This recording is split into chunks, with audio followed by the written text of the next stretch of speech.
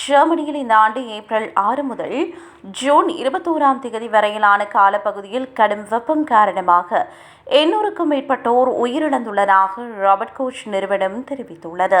இந்த வெப்ப அலை காரணமாக அதிகளவான முதியவர்கள் பாதிக்கப்பட்டுள்ளனர்.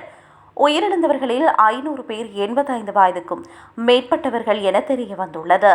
75 முதல் 84 வயதுக்குட்பட்ட பிரிவில் 190 பேரும் 65 முதல் 74 வயதுக்குட்பட்ட பிரிவில் 80 பேரும் உயிரிழந்துள்ளனர்.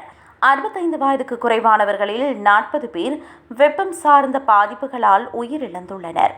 பெண்கள் மத்தியில் உயிரிழப்பு விகிதம் சற்று அதிகமாக காணப்பட்டாலும் இது வயதானவர்களின் மக்கள் தொகையில் பெண்களின் எண்ணிக்கை அதிகமாக இருப்பதாலேயே ஏற்படுகின்றது என்று ஆய்வாளர்கள் கூறுகின்றனர். பொதுவாக வாராந்த சராசரி வெப்பநிலை 20 பாகை செல்சியஸை தாண்டும் போது வெப்பம் சார்ந்த உயிரிழப்புகள் அதிகரிக்க தொடங்குவதாக ராபர்ட் கோச் நிறுவனம் தெரிவித்தது.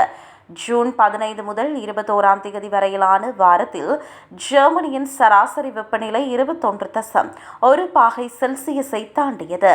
இந்த ஆண்டில் இத்தகைய வெப்பம் பதிவான முதல் வாரம் இதுவாகும்.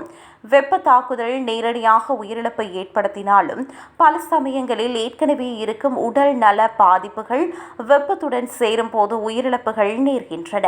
அதிகாரப்பூர்வ காரணம் வெப்பம் என பதிவு செய்யப்படாவிட்டாலும் இறப்பு விகிதங்களை ஆய்வு செய்ய புள்ளி விபர முறைகளை ராபர்ட் கோச் நிறுவனம் பயன்படுத்துகிறது.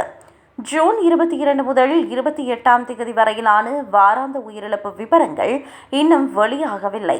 அந்த காலகட்டத்தில் ஜெர்மனியின் பிராண்டன்பர்க் பகுதியில் 41.7 பாகை வரை வெப்பநிலை பதிவாகியுள்ளது.